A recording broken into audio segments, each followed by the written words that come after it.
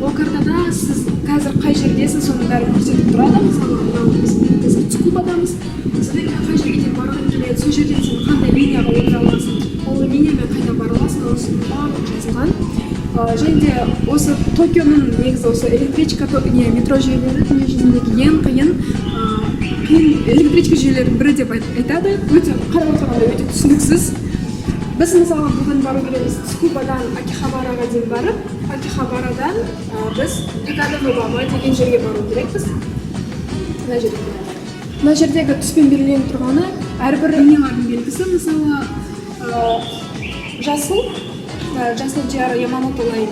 Мысалы мына жасыл бәрі Ямамото лайн. Мысалы біздің мына отыратынымыз қызылымыз бұл Цукуба экспресс лайн. Сол сияқты өте көп Чиода лайн деген сияқты түрлері өте көп. Және олардың жауап беретін компаниялар әртүрлі болады. Біздің бұл дайынша 1 сағатта жүреді. 1 сағатта енді ең керемет нәрсе бұл дайыншаның ішінде музыка тыңдап ұйықтау болып қалады. Соны жасайын деп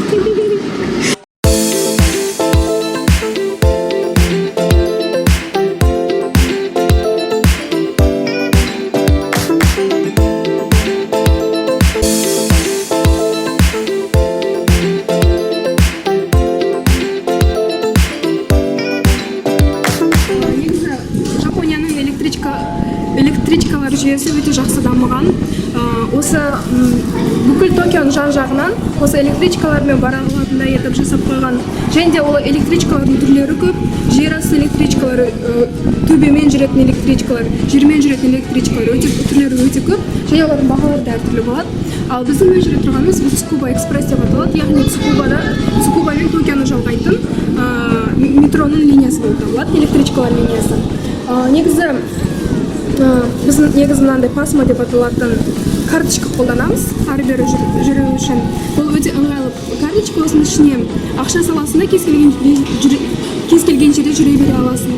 Және де мұның тағы бір ыңғайлылығы, тек қана мысалы осы жолдың ақысын ғана емес, сонымен қоса мысалы компаниядағы да сатып алған наныңды, тамағыңды, сусынды болсын төлей аласың. Көптеген жерлерде қолданыла береді мынау. Сонымен қоса суббота-воскресенье күндері, сонымен қоса осындай бір мейрам күндері скидкамен мынандай билет сатып алып арзанға жүруге болады. Негізі осы Цукубадан Токиоға дейін, Акихабараға дейін 1190 йен, ал мынандай скидкамен 970 йенге баруға болады. Қазір мен мынандай пасмо деген карточкама, яғни жол жүру үшін ақша салайын деп жатырмын. Жерге салады. Жерге ақшасына басады да 1000 йен деп, мен 1000 йен салып отырмын. Бұна 1005 йен бар.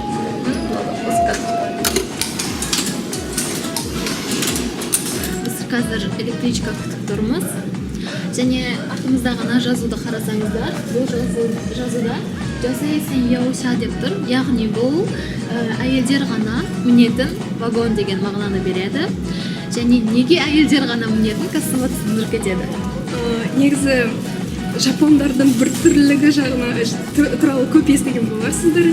Сондықтан тағы да олардың бір түрлілігі таңғы сағат мысалы 8-ден 9-ға дейін, содан кейін кешкі сағат 6 мен 7 арасы, 8 арасында адамдар жұмысқа бара жатқан кезде немесе оқуға бара жатқан кезде, сосын қайтып бара жатқан кезде адамдар өте көп болады. Яғни Токио сияқты ірі қалаларда 20 миллионнан астам адамдар тұратындықтан, олар сол электричкалардың іштері лық толы болады. Сол электричкалардың ішінде мысалы әйелдерге жақындап, әйелдерге тиісетін, әйелдердің ұятты жерлеріне тиіскілер келіп тұратын еркектер болады. Оларды жапондар ондай еркектерді чикан деп атайды. Және де сол чикандардан қорғану үшін осындай вагондарды ойлап тапқан болатын жапондар. Әйелдер ғана міне алатын вагондар. Және сіздерге көрсеткіміз келетін тағы бір нәрсе бар, ол мынау қоршау. Мысалы біздің Алматыдағы метроны қарасаңыздар, ондай қоршау жоқ. Неге Жапонияда осындай қоршаулар бар деп сұрасаңыздар, ол Жапонияда өз-өзіне жаңағыдай электричканың астына түсіп қол жұмсайтын адамдар көп болғандықтан сондай қоршаулар жасап қояды. Және ол өзінің жаңағыдай жақсы әсерін беріп жатыр. Мына жерде тура осы жерге тура андай электричка тоқтаған кезде тура есік жағына тоқтайды да, ал мына жерде осы электричкаға мінер кезіндегі информация дейді ғой, ақпарат жазып қойған. Және де бұл жай ғана ақпарат емес, бәріміз ойлайтындай, бұл көзі көрмейтін адамдарға морзе алфавитімен жасалып қойған белгілеме ақпарат болып табылады. Және де осы Жапонияның қатты жақсы көретін жерім осы болып табылады. Олар тек қана осы қол аяғы аман сау адамдарға ғана емес, құлағы естімейтін, көзі көрмейтін, өзі жүре алмайтын адамдарға өте жақсы жағдайлар жасап қойған. Сол жағдайлардың бірі осы болып табылады.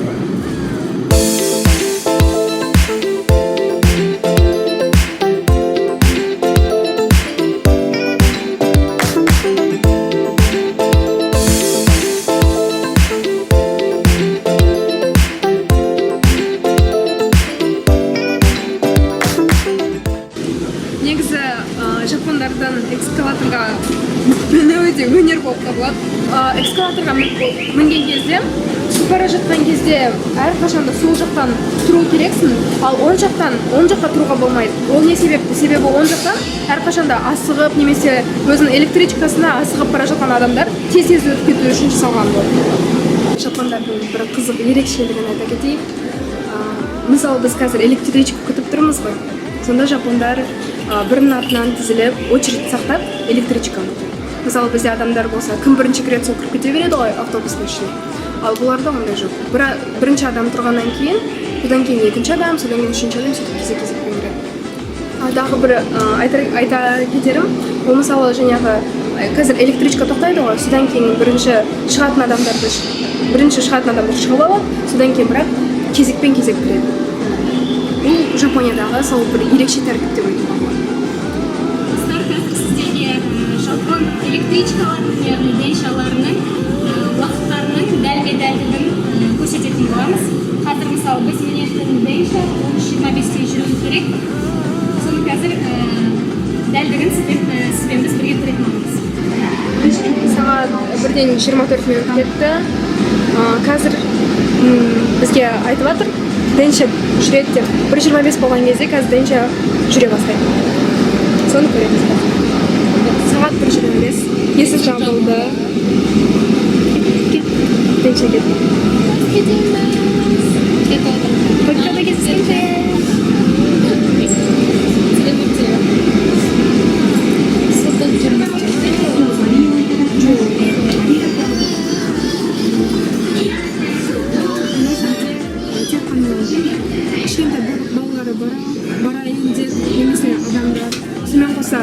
Жүкті әйелдер, сонымен қоса андай қол аяғы науқас адамдар, мүгедектер ғана отыра алатын орындар деп жазылыпты. Осы орынға сондай адамдар ғана отыру керек болатын, бірақ негізі қазіргі орын болмаса жастар келіп отыра береді.